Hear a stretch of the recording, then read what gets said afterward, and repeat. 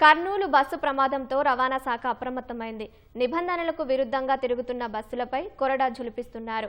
హైదరాబాద్ రంగారెడ్డి పరిధిలో పలు బృందాలుగా ఏర్పడి ఎన్ఫోర్స్మెంట్ అధికారులు విస్తృతంగా తనిఖీలు చేస్తున్నారు.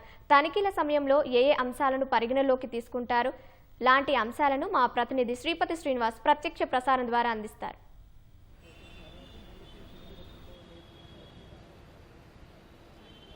హైదరాబాద్లో రవాణా శాఖ అధికారులు ప్రైవేట్ ట్రావెల్స్పై కొరడా జులిపిస్తున్నారు. ముఖ్యంగా ప్రభుత్వం ఖచ్చితంగా ఆదేశాలు జారీ చేసింది.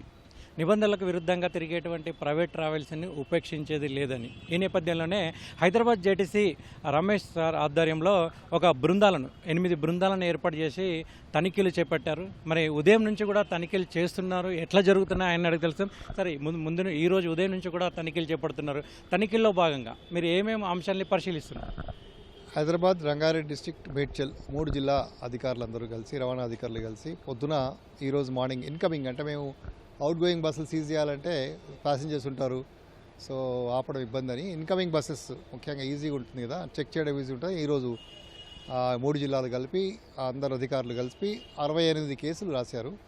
68 కేసుల్లో దాదాపు 4 బస్సులు సీజ్ చేశారు. 4 బస్సులో ఒకటి కర్నూలులో ఒకటి వేరే యాక్సిడెంట్ చేసి ఆ బస్సు ముందు భాగం చెడిపోయి వచ్చిన ఆ బస్సు కూడా ఉంది. దానికి కూడా అంటే సిఎఫ్ఎక్స్ నోటీస్ ఇచ్చి ఫిట్నెస్ దీని మీద యాక్షన్ తీసుకోవడానికి ఇచ్చారు. అది మళ్ళీ అధికారులు సిమిలర్గా ఈ 68 కేసుల్లో సుమారు ₹1,00,000 వరకు ఫైన్ కూడా వసూలు చేశాము. కానీ ఇప్పుడు ఏంటంటే ఈరోజు రవాణా కమిషనర్ గారు 4 o'clock ఒక మీటింగ్ పెట్టి అసలు యాక్షన్ ప్లాన్ తయారు చేయాలి. బేసిక్గా అంటే సేఫ్టీ ఎన్ష్యూర్ చేయాలంటే ఊరికి ఇట్లా పట్టుకుని ఫైన్ వేస్తే కాకుండా సో సేఫ్టీ ఎన్ష్యూర్ చేయాలంటే ఎలా ఉండాలనేది ఇప్పుడు ఈ చంద్రశేఖర్ గారు మా ఫార్మర్ డిపార్ట్మెంట్ రిటైర్డ్ ఆఫీసరు, ఆయన ఇట్లా ఈ bigbus.com బిగ్ బస్ అని వాళ్ళు పనులు నడుపుతున్నారు. సో ఈ కొత్త ఏఎంఏలు తర్వాత పాత ఇన్స్పెక్టర్లు కూడా కొంచెం రిఫ్రెషర్ ట్రైనింగ్ ఇచ్చి అసలు ఆపి ఎలా చెక్ చేయాలి, ఆగున్న బండి ఎలా చెక్ చేయాలి, మూవ్ అవుతున్న బండి ఎలా చెక్ చేయాలి అని ఒక అవగాహన కల్పించాము. సో మీరు అంటే AIS 119 AIS 152 అని ఒక ఈ బస్ బాడీ కోడ్ ఉంది. సో దాని గురించి కూడా డీటెయిల్గా ఎక్స్ప్లెయిన్ చేశాము. రానున్న రోజుల్లో మన కమిషనర్ గారి ఆదేశాల ప్రకారం, ప్రభుత్వ ఆదేశాల ప్రకారం కార్యాచరణ ఎలా ఉంటే అలా చేస్తాం. ఈ తనిఖీల్లో భాగంగా మీరు ఏమేమి పరిశీలిస్తున్నారు, ఎటువంటి అవగాహన కల్పిస్తున్నారు? ముఖ్యంగా మనకి ఈ యాక్సిడెంట్ నేపథ్యంలో చేస్తున్నాం కాబట్టి ఈ టాక్సేషన్ అదంతా కూడా కాకుండా సేఫ్టీ ఫీచర్స్ అంటే ఫర్ ఎగ్జాంపుల్ ప్రతి బండిలో ఎమర్జెన్సీ ఎగ్జిట్స్ ఉండాలి, ఎలా రూల్ ప్రకారం ఎమర్జెన్సీ ఉందా లేదా, fire extinguishers, first aid box, తర్వాత ఏమన్నా ఆల్టరేషన్స్ ఉన్నాయా, తర్వాత ఏమన్నా జనరల్ మర్చెండీస్ అంటే మామూలుగా ప్యాసింజర్స్ లగేజ్ కాకుండా వేరే ఐటమ్స్. ఫర్ ఎగ్జాంపుల్ నిన్న బస్సులో ఏదో అలిగేషన్ 200 సెల్ ఫోన్స్ ఉన్నాయని. సో ఇలా అంటే అదర్ దాన్ ఒక్కొక్కసారి కింద మోటార్ సైకిల్స్ కూడా తీసుకెళ్తుంటారు. అలాంటివి అంటే apart from the regular passengers luggage ఈ మర్చెండీస్ ఏమైనా తీసుకెళ్తున్నారా, ఇలాంటివన్నీ తనిఖీ చేస్తున్నాం. ఓకే సార్, మీరు చెప్పండి. మీరు యాజ్ ఎంఈఐగా చేశారు, సీనియర్ అధికారి. ఈ బస్సులను చాలా మటుకు సిట్టింగ్ సీట్లు ఉన్న వాటిని స్లీపర్ బస్సులుగా మారుస్తున్నారు. అట్లా మార్చే అవకాశం ఉంటుందా? అసలు మార్చుకోవచ్చా? అది మార్చడానికి వీల్లేదండి. స్ట్రక్చరల్ చేంజ్ చేయడానికి మోటార్ వెహికల్ యాక్ట్ ప్రొవిజన్ ఇవ్వలేదు. సో ఇవి ఏదైతే ఆల్టరేషన్ చేస్తున్నారో అవన్నీ ఇల్లీగల్ అండి, ఇల్లిసిటే. సో అవకాశాలు అయితే లేవు కన్వర్ట్ చేసుకోవటం, ఆల్టరేషన్ చేయడానికి కానీ కన్వర్షన్ చేయడానికి కానీ, నెంబర్ ఆఫ్ సీట్స్ పెంచడం కానీ తగ్గించడం కానీ లేదు. ఏదైతే కంపెనీ నుండి వచ్చిందో ఆ ఒరిజినల్ స్టేటసే మెయింటైన్ చేయాలని. ఇప్పుడు రీసెంట్గా జరిగిన యాక్సిడెంట్లో కూడా అది సీటర్ నుండి స్లీపర్గా కన్వర్ట్ చేశారని తెలుస్తూ ఉంది. సో అది కూడా అన్అఫీషియల్గానే చేయటం జరిగింది. బండి ఫిజికల్గా ఇన్స్పెక్షన్ చేసి రిజిస్ట్రేషన్ చేస్తే ఇటువంటి ఇల్లీగల్ యాక్టివిటీకి అవకాశాలు ఉండవు.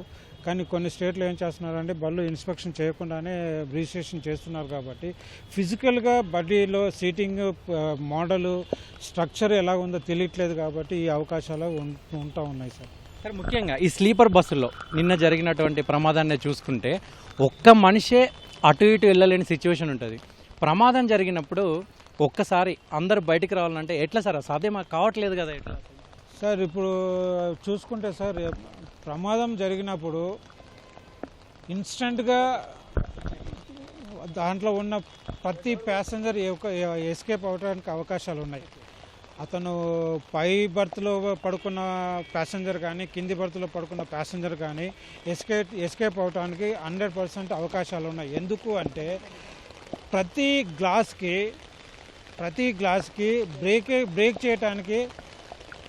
బ్రేక్ చేయడానికి హ్యామర్స్ ఇస్తారు.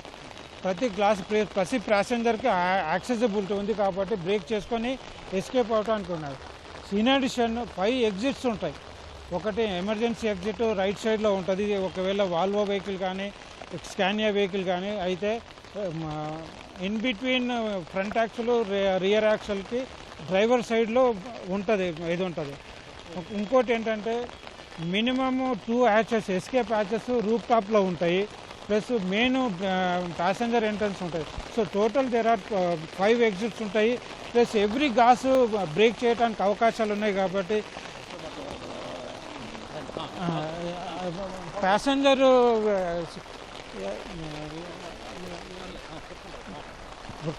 ఏంటంటే ఎస్కేప్ అవ్వకపోవడం అనేది ఉండదు. ఇప్పుడు ఫర్ ఎగ్జాంపుల్ ఇక్కడ చూపిస్తున్నాం మీకు. ఇప్పుడు ఇదే తీసుకుంటే ఇదే వెహికల్లో మీరు తీసుకున్నారనుకోండి, మనకి ఇక్కడ ఈ గ్లాస్ ఉందనుకోండి, ఈ గ్లాస్లో మీకు హ్యామర్ ఉంది. ఈ హ్యామర్ ఇది ఏంటంటే ఈజీ టు పుల్ అన్నట్టు. ఇది మీరు ఇలాగ పుల్ చేసుకుంటే మీకు వచ్చేస్తుంది. ఇది హ్యామర్ తీసుకొని గ్లాస్ బ్రేక్ చేసుకుంటే ఈ ప్యాసింజర్స్ మీరు ఎస్కేప్ అవడానికి అవకాశం లేదు. అలాగే ఈ దానికి తీసుకున్నా కానీ మీకు ఇక్కడ కూడా మీకు హ్యామర్ ఉంటుంది.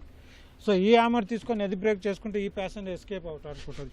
పైన కూడా అలాగే మీకు హ్యామర్స్ ఉంటాయి కాబట్టి అవి ఈ వెహికల్లో 40 ప్యాసింజర్స్ ఉంటారు. 40 ప్యాసింజర్స్ ఎస్కేప్ అవకాశానికి 100% పాసిబిలిటీస్ ఉన్నాయి.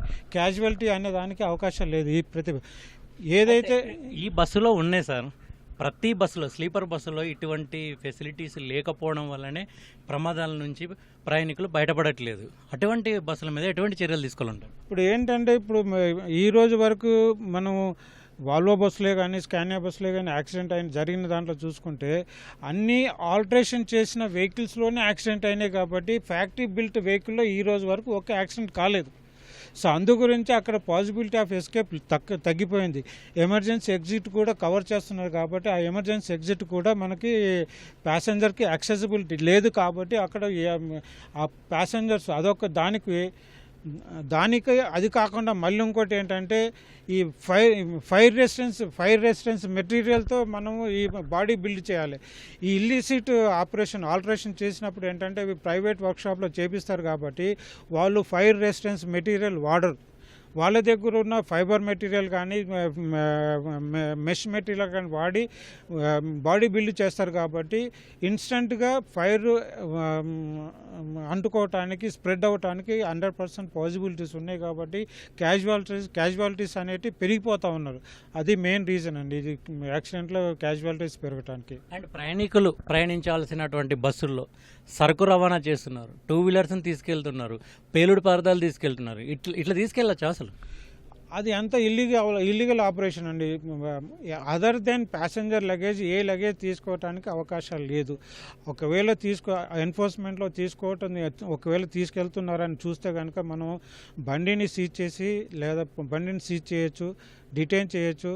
ఆ కమిషనర్ గారు ఆర్డర్ ప్రకారం మనం ఎన్ని టైంలు వాళ్ళకి బండి డిటెన్షన్లో పెట్టవచ్చు. మన పనిష్మెంట్గా ఆ ఆర్డర్స్ కమిషనర్ గారు ఆధ్వర్యంలో మన బండి సీజ్ చేయడానికి అవకాశాలు ఉన్నాయి. కాబట్టి ఆ విధంగా మనం యాక్షన్ తీసుకోవచ్చు అండి. ఒకవేళ వేరే ఏమన్నా ఉన్నాయంటే మనకు సిఎఫ్ఎక్స్ నోటీస్ ఇల్లీగల్ మనకేమైనా ఆల్టరేషన్ కానీ ఫిట్టింగ్స్ కానీ ఉన్నాయనుకోండి, టెక్నికల్గా మన సిఎఫ్ఎక్స్ నోటీస్ అనేది మనకు ఒక ఆయుధం ఉన్నది. ఆ సిఎఫ్ఎక్స్ నోటీస్లో దాంట్లో ఏమేమి అనాథరైజ్డ్గా కన్స్ట్రక్షన్ చేశారో అవన్నీ మెన్షన్ చేసేసి ఆ సిఎఫ్ఎక్స్ నోటీస్లో ఓనర్కి ఏం చేస్తారో 10 రోజుల 15 రోజుల 5 వారం రోజుల టైం ఇచ్చేసి ఆ టైం బౌండ్ పీరియడ్లో ఆ సిఎఫ్ఎక్స్ నోటీస్లో మెన్షన్ చేసిన డిఫెక్ట్స్ అన్ని రెక్టిఫై చేసుకొని మళ్ళీ ఆ బండిని రెక్టిఫై చేసుకున్న బండిని మళ్ళీ ఎన్ఫోర్సింగ్ అథారిటీ దగ్గర చూపెట్టేస్తే అతను మళ్ళీ సర్టిఫై చేస్తారు అన్నట్టు. Whether the defects notice in the CFX notice are rectified or not. అతను సాటిస్ఫై అయితే మళ్ళీ సిఎఫ్ఎక్స్ నోటీస్ క్యాన్సిల్ చేసుకొని అప్పటి వరకు ఫిట్నెస్ సస్పెన్షన్లోనే ఉంటుంది అన్నట్టు. చాలా వరకు ఇక్కడ ఉన్నటువంటి స్లీపర్ బస్సులు కావచ్చు, లేదంటే ఇక్కడ ఉన్నటువంటి తెలంగాణ బస్సులు కావచ్చు, ఏపీ బస్సులు కావచ్చు, ఇతర రాష్ట్రాల్లో రిజిస్ట్రేషన్ చేసుకుంటున్నాయి, ఇతర రాష్ట్రాల్లో ఫిట్నెస్ చేయించుకుంటున్నాయి. అటువంటి వాటిని ఇక్కడ ఉన్నటువంటి రవాణా శాఖ అధికారులు తనిఖీ చేసే అవకాశం ఉంటుందా, ఉండదా? అక్కడ ఫిట్నెస్ చేసుకొని వచ్చాము, ఇక్కడ కూడా తిరగొచ్చు అనే అవకాశం ఉంటుందా? అటువంటి వాటి మీద ఇక్కడ రవాణా శాఖ అధికారులు ఎటువంటి చర్యలు తీసుకోవాలి?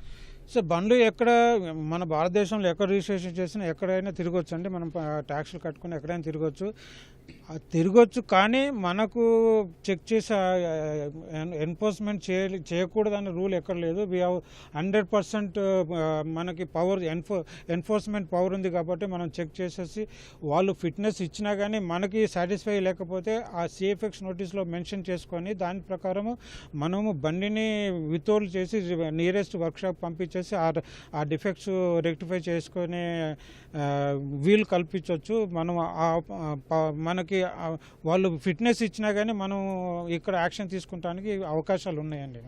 ఎందుకు సార్ ఇక్కడ వేరే రాష్ట్రాల్లో రిజిస్ట్రేషన్ చేసుకొని వేరే రాష్ట్రాల్లో ఫిట్నెస్ చేసుకొని ఇక్కడ తిప్పాల్సి వస్తుంది ప్రైవేట్ ట్రావెల్స్? దాని మీద మీరు ఏమంటారు అసలు?